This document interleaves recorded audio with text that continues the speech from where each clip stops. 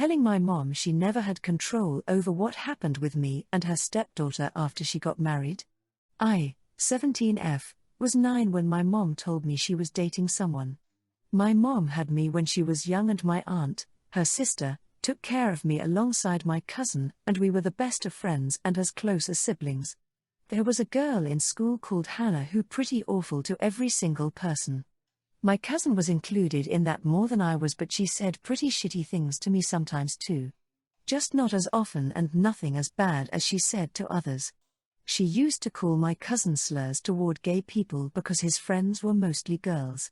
She was so young that at the start teachers would dismiss it as her not understanding what she was saying, and she probably did pick it up from somewhere, but it didn't mean she didn't know what the words she used meant. Hannah was always in trouble, and a few times my aunt was called into the school to discuss what happened with my cousin. Hannah's dad was always in the school too because of her behavior. Hannah wasn't alone either. She had one friend who was even worse than Hannah, and more was done to her. Then when I was 9 I found out my mom started dating Hannah's dad, and they moved us in together quickly, and they were married less than a year later. Hannah was still acting that way after they got married. I ended up not seeing my aunt or cousin much because Mom was mad my aunt didn't include Hannah more, and as a punishment she denied us the chance to hang out, even though my aunt had acted more like my mom than my mom had up to that point. When Hannah was 13 her friend's parents moved and she never saw her again. After that she started to try and become close to me. I had always hated my mom marrying Hannah's dad, and I was never open to the idea of being close with Hannah. I hated her then, and nothing has changed on my end, even though Hannah did change and isn't a bully anymore. Hannah has actually been really lonely the last few years because most kids won't give her the time of day, and the ones that do end up ignoring her once they realize how bad Hannah was to others. My mom expected me to step in and be Hannah's sister and her friend, and we have fought about it a lot. Now that I'm older I do spend time with my cousin and my aunt, and I don't care if my mom hates it. She told me I should be standing by my family, aka Hannah, and that I am holding her behavior as a young kid against her too much. She told me she's my mom, and she has done everything to raise me better than I am turning out to be, and she did her best to bring us closer together. I told Mom she never had control over us just because she got married to Hannah's dad. I told her I would never want Hannah in my life, and I will only ever hardly tolerate her presence, and nothing she says can change that. My mom said I was behaving more spitefully than she ever would have expected, and that she was ashamed of me for saying all that. Comment 1. NTA. You got a legitimate issue with Hannah, who did genuinely change, but it's not your duty to make friends with her now. Your mom seems to value the concept of family over her individual members. OP comment. Yeah, she was big on the whole we're all family now. She doesn't understand that family does not mean close or that you will feel obligated to be there for family. There are members of my family I would be there for. There are even more I would not be. The fact is her stepdaughter is on the latter list. Comment 3. Sounds like your mother was trying to force closeness to Hannah on everyone, including your aunt and cousin. That's not possible to do, and it completely ignores the real harm she did and people's feelings about it. Hannah needed to earn her relationships, even within family, and you all should never have been forced, as that just backfires. Both Hannah and your parents have gotten the results they created. Parents should have held her accountable. NTA. Exposing my family and possibly costing my stepmom her job? I, 19F, have 2 stepbrothers named Dave, 23M, and Jack, 25M. I have one half-brother who is 9. Growing up with them was honestly a nightmare. I don't get along with them or their mother, my stepmom. My mom died before they came into our lives, so she's really the only mother figure I've ever had. It'd be a whole lot to get into, but in general, they bullied and teased me from the moment I met them. Their mom played favorites quite a lot, and I would get disciplined for little things like leaving a light on while their sons lived in absolute filth and didn't shower for weeks. I was forced to get a job at 15 while my stepbrothers were allowed to live at home rent-free, no job or college. I moved out last year to stay at my step-aunt's, stepmom's sister. Almost everything I make goes to rent a room from her and still contribute to chores/housekeeping for parts of the house that I'm not even allowed to use. Staying with her and still within my family's control is the only way they would let me keep in touch and see my little brother who I practically raised. They use him to threaten me every time I do something they don't approve of. I went on a weekend trip with friends a few hours away. When I came back, I realized that my entire family was waiting for me on the couch. Older brothers, stepmom, and my dad. All just sitting there waiting for me to walk in the door. When I did, they started yelling at me and telling me that I'd turned my location off and that they couldn't text me because I ignored them. And how dare I tell my friends not to respond? Yes, they found and harassed my friends. The whole argument turned into them following me to my room. When I opened the door, I saw the entire thing was trashed. 3-day-old food, rotten bowls and plates, old pizza boxes all piled up on my bed, which had been stripped of its sheets and was completely bare. Dirty clothes and trash everywhere. It smelled like piss. I lost my shit at that point because I knew the stuff was my stepbrother's.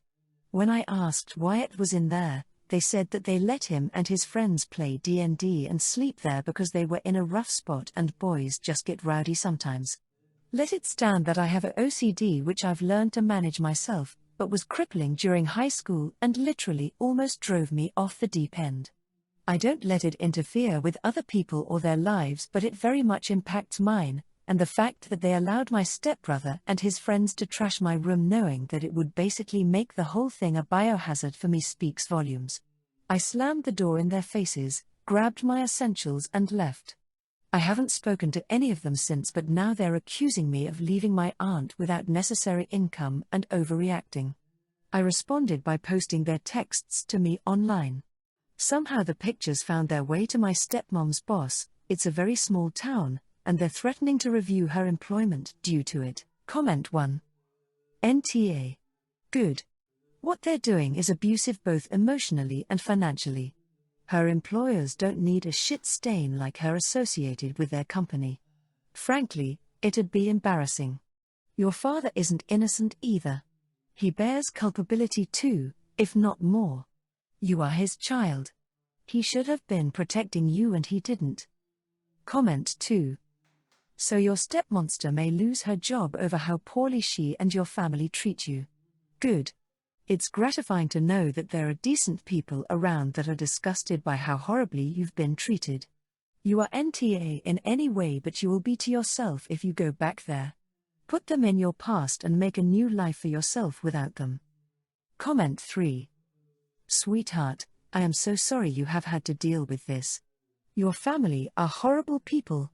You are not responsible for your aunt needing income. You have been their Cinderella. Now is the time to go find your happily ever after. There are people who will love you and care about you in this world. You are strong. Look how you have handled your OCD. NTA. Blowing up at my BF for finishing a tub of sour cream in one day? I feel absolutely ridiculous posting this here, but I am literally crying about this and wondering if I'm crazy overreacting. As with everywhere in the US, grocery prices in my area are astronomical, and I've had to completely change the way I budget for food. I have to be aware of every penny I spend in order to get the most of my money when it comes to food. Every week I have a grocery budget. I plan out all meals, and what I get for the week is what we have. I do not do extra grocery runs during the week unless it's absolutely necessary. My BF pays for about 30% of groceries and I pay 70% because he pays more for utilities, so it evens out. However, I always tell him, if he wants additional food or if he's still hungry, he can get it himself. Keep in mind we are not portion restricted. I bought a standard size tub of sour cream and it was supposed to be used in 3 different meals. I told him this. I came home today ready to make dinner and it was gone. Not even used for 1 meal. He just snacked on it throughout the day. Admittedly, I blew up and started crying, asking him why he would do that when he knows that it was supposed to be used for several meals. I try so hard to budget and save money and I feel like he just doesn't care. I told him he can either buy a new tub or I'm not cooking for the rest of the week. I told him it's a matter of respect, he thinks it's no big deal and I can just go get a new tub and is making a point of saying I should be the one to get it, not him. He says I'm being dramatic for crying over sour cream and I know it's not super expensive, about $3 where I'm at, but it's the principle.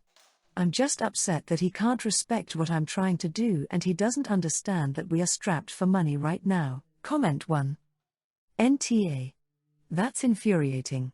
Make him take on all of the mental load and responsibility of grocery shopping and you pay for the utilities, he will learn how much he disrespected your money and time. Your arrangement doesn't seem equal if you are spending way more time and effort to fulfill your portion, Jays. Comment 2.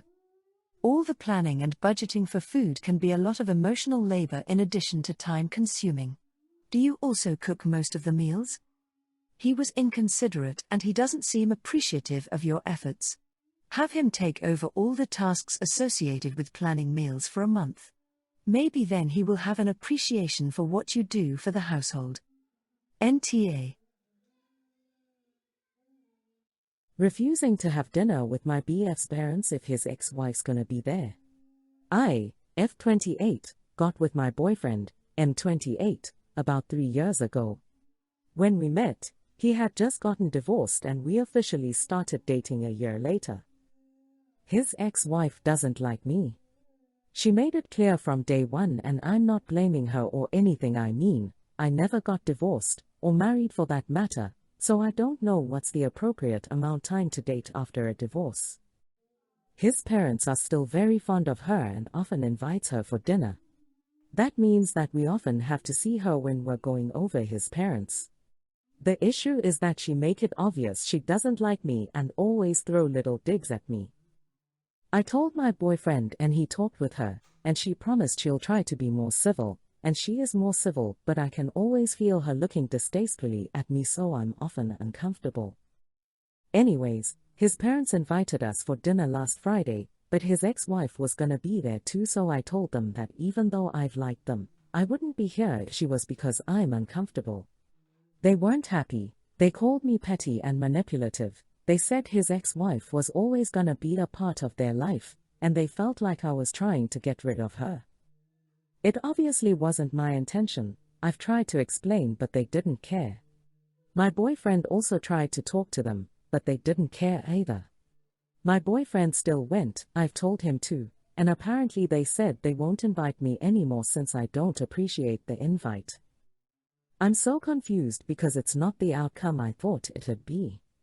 I thought they'd understand and invite us when his ex-wife isn't there too. So now I'm wondering if I maybe overreacted and should just get that if I want a good relation with his parents I also have to accept his ex-wife.